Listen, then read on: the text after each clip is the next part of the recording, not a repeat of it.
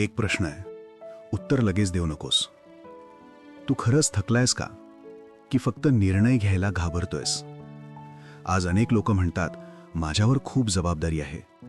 पण खरं सांगायचं तर त्यांना जबाबदारी नको असते, त्यांना फक्त मोठं दिसायचं असतं. मुकुट आकर्षक वाटतो, पण तो सांभाळायची ताकद कोणीही सांगत नाही. इतिहासातही असा एक क्षण होता, जिथे एका तरुणावर राज्याची संपूर्ण जबाबदारी आली. तो क्षण छत्रपती संभाजी महाराजांच्या आयुष्यात आला. त्यांच्यासमोर प्रश्न हा नव्हता की सत्ता मिळते का नाही.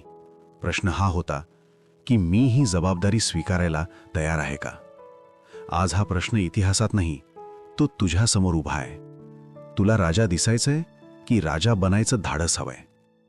आजचा माणूस एक विचित्र आयुष्य जगतोय. दिवसभर धावतो, काम करतो, जबाबदाऱ्या निभावतो, लोकांशी बोलतो, पण तरीही रात्री एक प्रश्न डोक्यात घुमतो, मी एवढं सगळं करूनही शांत का नाही? कारण त्रास बाहेरचा नाही, त्रास आतला आहे. आज बहुतेक लोकांना दुःख आहे, पण त्याचं नाव माहीत नाही. कोणाला स्ट्रेस आहे, पण का आहे ते कळत नाही. कोणाला कन्फ्युजन आहे, पण निर्णय घ्यायची हिंमत होत नाही. कोणाच्या मनात गिल्ट आहे, पण नेमकी चूक काय केली ते सांगता येत नाही. आणि कोणाला आतून एम्प्टीनेस जाणवते, पण बाहेर सगळं ठीक आहे असं दाखवावं लागतं. सकाळी उठल्यावर मन म्हणतं, आज पुन्हा तोच दिवस. कामावर गेल्यावर हसतोस, बोलतोस, पण आतून थकलेला असतोस. घरात आल्यावर कोणी विचारतं, सगळं ठीक आहे ना? आणि तू सवयीनं म्हणतोस, हो. पण खरं उत्तर कधीच बाहेर येत नाही. आज माणूस रडत नाही, कारण त्याला रडायला वेळ नाही. तो विचार करत नाही, कारण विचार केला तर प्रश्न उभे राहतात. आणि प्रश्न उभे राहिले की उत्तरं बदलावी लागतात. म्हणून तो स्वतःला कामात गुंतवतो, मोबाईलमध्ये गुंतवतो, लोकांच्या आवाजात गुंतवतो, पण शांततेत स्वतःशी बोलणं टाळतो. कारण तिथे एक गोष्ट स्पष्ट दिसते, आपण जे जगतोय ते आपण निवडलंय की आपल्यावर लादलं गेलंय. आजचा माणूस थकलेला नाही, तो निर्णय टाळतोय. त्याला माहीत आहे की काहीतरी बदलायला हवं, पण काय बदलायचं हेच कळत नाही. मन म्हणतं जास्त कष्ट कर, पण आत्मा म्हणतो दिशा बदल. आणि या दोन आवाजांच्या मध्ये माणूस अडकतो.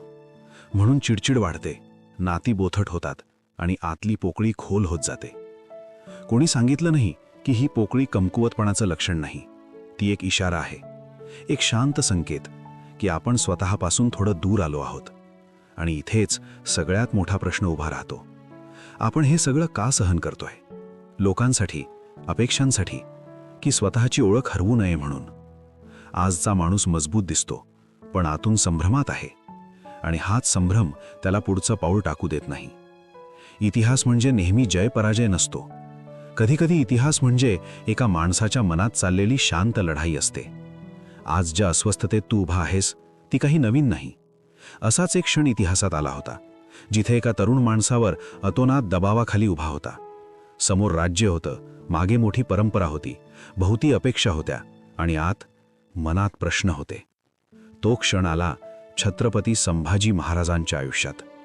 लोक बाहेर पाहत होते, राज्य, सत्ता, मुकुट, पण आत काय चाललं होतं हे कोणालाच दिसत नव्हतं.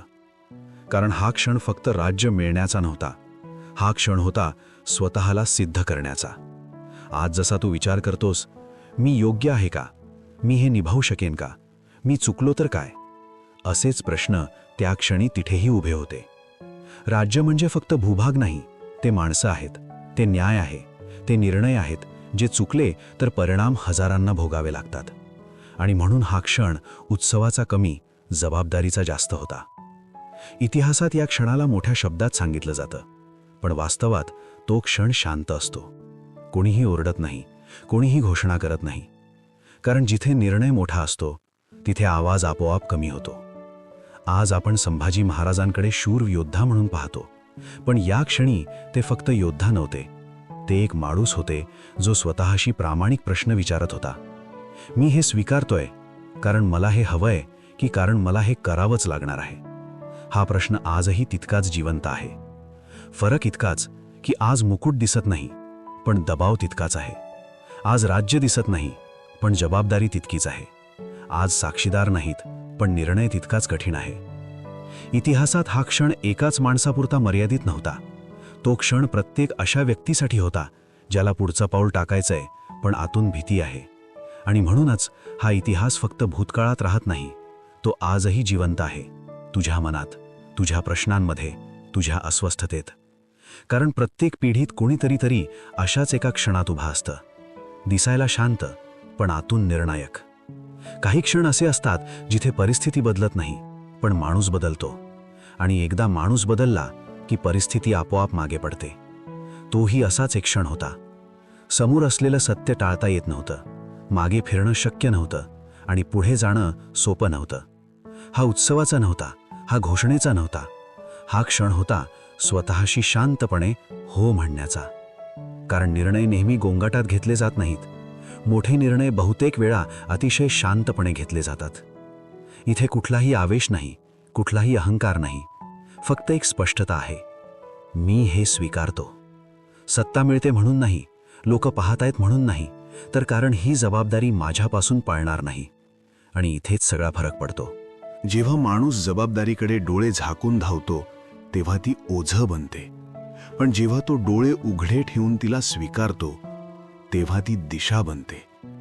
या क्षणानंतर बाहेर काहीच बदलत नाही, तेच लोक, तेच प्रश्न, तेच धोके. पण आत एक गोष्ट बदलते, संशय थांबतो.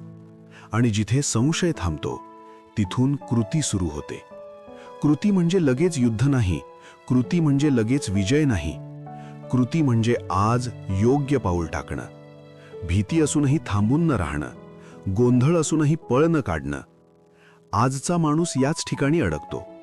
त्याला वाटतं सगळं क्लिअर झालं की मगच पुढे जाईन. पण वास्तव असं आहे, क्लॅरिटी चालता चालता येते. निर्णय घेतल्याशिवाय दिशा कधीच स्पष्ट होत नाही. आणि म्हणूनच हा टर्निंग पॉइंट महत्वाचा आहे. कारण इथे कोणताही चमत्कार घडत नाही, फक्त एक गोष्ट घडते, माणूस स्वतःच्या आयुष्याची जबाबदारी घेतो. हीच खरी ताकद आहे, हीच खरी सुरुवात आहे. इथे थांबा. आतापर्यंत आपण दुःख पाहिलं, दबाव पाहिला, निर्णय पाहिला. आता प्रश्न असा आहे, हे सगळं घडतंच का? शास्त्र या ठिकाणी खूप शांतपणे एक गोष्ट सांगतं. ते म्हणत नाही असं कर, तसं करू नकोस. ते आधी कारण सांगतं. शास्त्र असं सांगतं कारण माणसाचं सगळ्यात मोठं दुःख बाहेरच्या परिस्थितीत नसतं, ते आतल्या गोंधळात असतं. आपण समजतो माझं आयुष्य अवघड आहे म्हणून मी त्रासात आहे. पण शास्त्र म्हणतं, तू त्रासात आहेस कारण तू स्वतःच्या जागी उभा नाहीस. जेव्हा माणूस स्वतःची जबाबदारी टाळतो तेव्हा मन दोन भागात फुटतं. एक भाग म्हणतो हे करायला हवं, दुसरा भाग म्हणतो आत्ता नको. आणि या दोघांच्या भांडणात मन शांत राहूच शकत नाही. म्हणून शास्त्र कर्तव्याबद्दल बोलतं. कर्तव्य म्हणजे लोकांसाठी काहीतरी करावं असं नाही. कर्तव्य म्हणजे मी जे आहे ते पूर्णपणे स्वीकारणं. जेव्हा राजा राज्य स्वीकारतो तेव्हा तो काही नवीन मिळवत नाही, तो फक्त हे मान्य करतो की ही जबाबदारी माझ्यापासून पळणार नाही. आणि हीच गोष्ट सामान्य माणसालाही लागू होते. तुझं आयुष्य म्हणजे तुझं राज्य, तुझं मन म्हणजे तुझी प्रजा, आणि तुझे निर्णय म्हणजे तुझा न्याय. शास्त्र असं का सांगतं की जबाबदारी स्वीकारा? कारण जबाबदारी स्वीकारली की मन एका ठिकाणी स्थिर होतं. जेव्हा तू म्हणतोस हे माझं आहे, तेव्हा मन पळत नाही. जेव्हा तू म्हणतोस मी याला सामोरा जाणार, तेव्हा भीती कमी होते. आज बहुतेक लोक कर्मकांडात अडकलेले नाहीयेत, ते टाळण्यात अडकलेले आहेत. ते पूजा करतात पण निर्णय टाळतात. ते देवाला मानतात पण स्वतःची जबाबदारी देवावर टाकतात. शास्त्र इथे थांबवतं. ते म्हणतं देव मदत करतो पण पळ काढणाऱ्याला नाही. म्हणूनच शास्त्रात राज्याभिषेक, व्रत, संकल्प हे सगळे शब्द येतात. ते बाहेरचं नाटक नाही, तो आतला स्वीकार आहे. आजपासून मी पळणार नाही, आजपासून मी जबाबदारी घेईन. आणि हे समजलं की आयुष्य बदलायला चमत्कार लागत नाहीत, फक्त प्रामाणिकपणा लागतो स्वतःशी. आता थोडा थांबा. हा व्हिडिओ इथे संपतो, पण तुझा विचार इथून सुरू व्हायला हवा. मी तुला उत्तर दिलं, मी दिशा दाखवली, मी अर्थ समजावून सांगितला. पण आता पुढचा शब्द माझा नाही, तो तुझा आहे. स्वतःला एक प्रश्न विचार, घाई नको, कुणी पाहत नाही. तू सध्या जे जगतोयस ते खरंच तुझं आहे का, की तू फक्त निभावतोयस? तू जे टाळतोयस ते भीतीमुळे आहे का सवयीमुळे? आणि सगळ्यात महत्त्वाचं, तू आजही जबाबदारीपासून पळ काढतोयस का? कुणीही परिपूर्ण नसतं, शास्त्रही ते मागत नाही. ते फक्त एवढंच म्हणतं, पळू नकोस. कारण पळ काढला की त्रास वाढतो, स्वीकार केला की मार्ग सापडतो. आज तुझ्यासमोर कोणताही मुकुट नाही, कोणताही सोहळा नाही, पण एक क्षण आहे. हा क्षण तुझ्या आयुष्याचा राज्याभिषेक आहे. कुणी तुझ्यावर जबरदस्ती करत नाही. फक्त तू स्वतःला एक साधा प्रश्न विचार, मी आजपासून माझ्या आयुष्याची जबाबदारी घेणार आहे का? उत्तर मोठ्याने देऊ नकोस, मनात दे. कारण खरं उत्तर नेहमी शांत असतं. मी तुला हे सांगतो, मार्ग सोपा नसेल, कधीकधी एकटं वाटेल, पण एक गोष्ट नक्की होईल, तू पळणार नाहीस. आणि जो माणूस पळत नाही तोच हळूहळू स्वतःचा राजा बनतो. निर्णय मी दिलेला नाही, मी फक्त आरसा दाखवला. आता पाऊल टाकायचं की नाही तो निर्णय तूच घ्यायचा आहे.